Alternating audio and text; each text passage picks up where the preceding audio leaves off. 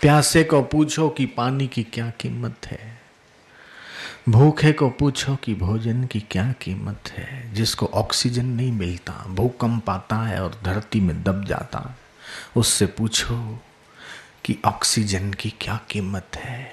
वो कहेगा कि ये अगर बाटला न होता तो, अगर थोड़ा सा सुराख न होता, हमारे को खुला में मिल रहा है, जितनी चाहे हवा लें छोड़ें, हमें उतनी कीमत नहीं।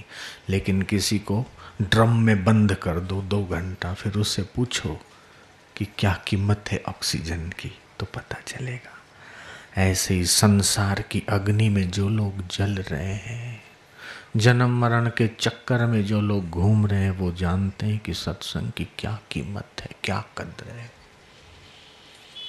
जो सुख मनुष्य को मिलता है उससे 100 गुना सुख गंधर्वों को होता है। गंधर्वों को जो सुख मिलता है उससे 100 गुना सुख देव गंधर्वों को मिलता है।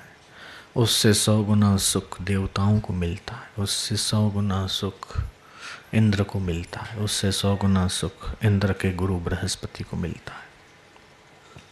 उससे 100 गुना अधिक सुख ब्रह्मा जी को मिलता है। और जो सुख ब्रह्मा जी को मिलता है, आत्म साक्षात्कारी महापुरुषों को भी वही सुख मिलता है। तो उनके दर्शन से क्या आनंद और क्या शांति मिलती और कितना जीव का कल्याण होता है, जीव इसकी कल्पना भी नहीं कर सकता।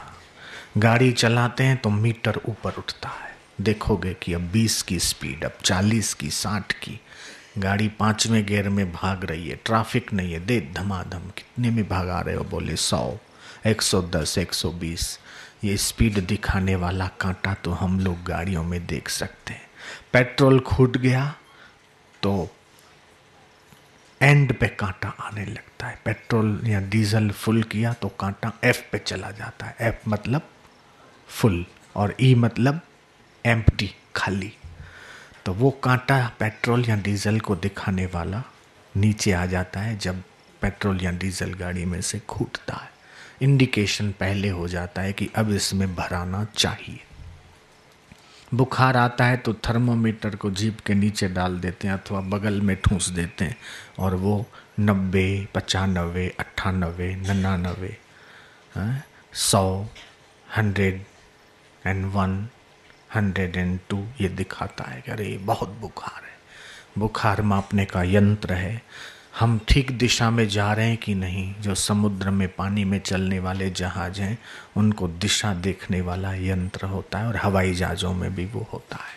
हम लोग कितनी हाइट पे उड़ रहे हैं। आज मैं रतलाम से आया उज्जैन, चार्टर प्लेन अपना भगत है वो ले आया। बोले स्वामी जी ये सेवा हमको दो, आप रोड से आओगे 2-3 घंटे आपको तकलीफ़ होगी, मेरे को ये सेवा दो। मैंने कहा मैं चला जाऊंगा बाय रोड, कोई दिक्कत नहीं। बोले नहीं, बहुत समय के बाद आप आए हो, ये सेवा हमें दो।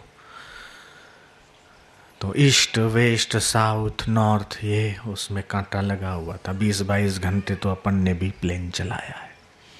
तो उसमें भी यंत्र लगा होता है कि हम लोग ठीक दिशा में जा रहे हैं कि नहीं।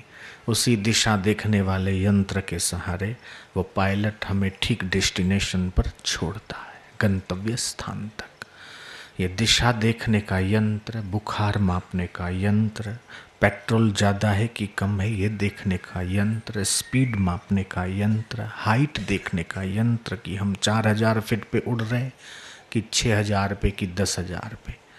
समुद्र सतह से हम लोग कितनी हाइट पे हैं, कितने फीट, कितने मीटर पे हैं, वो देखने का भी यंत्र होता है।